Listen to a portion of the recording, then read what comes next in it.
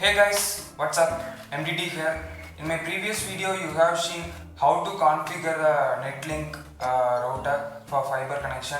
In this video, I am going to show how to configure the TP-Link wireless router as a range extender. It's an old router which is used for the electrical cable connection, internet connection. So watch it till the end and subscribe the channel if you have loved the video. Range extender is nothing but it just extends the range of the Wi-Fi over some distance additionally. For example, it acts like a cell phone tower. I am using the Cyrotech router for BSNL fiber connection. So it's going to act as a main AP router. So I am going to use this range extender router in my room upstairs. Currently I am using it now. I am getting good signal strength. So let's see how to configure this TP-Link wireless router as a range extender for this main AP router. Let's go. We see at the back of the router we have a power cord, a WAN port and 4 LAN ports and a reset button and WPS button.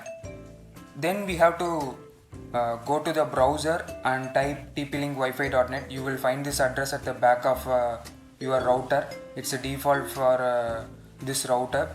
This is the model number of the router, and the default username and password will be provided at the back of the router itself. It will be admin and password will be admin, and then click login.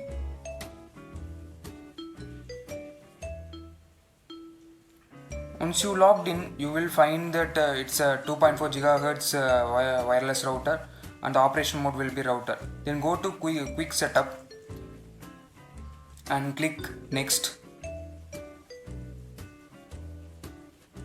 Then operation mode will be wireless router. Click range extender and click next. It will search for the available Wi-Fi networks. Here we have that my Wi-Fi AP router over here and its details. Connect. We will get the details of the AP router and change the key type to WPA to PSK. It should be same as that of AP router. Type the wireless password of the main router, and you can customize the range extender's SSID name. I am keeping it as _ext. Then click next. So here network setting LAN type will be smart IP. So we can set static IP also. You can change the IP address and you have to disable the DHCP server in order to address the IP conflicts. I am keeping it as a smart IP. Then click next. So it's done.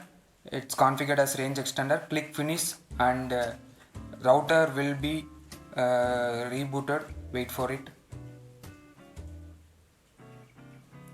It will reload.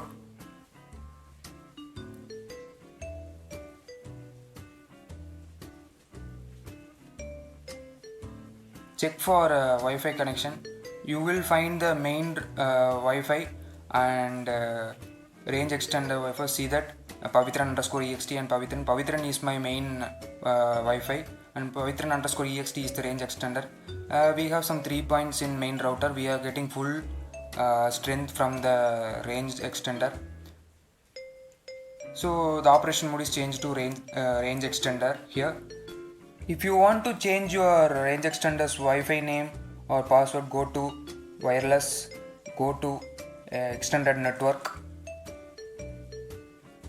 Then you can change that SSID name and the password details and you can click save.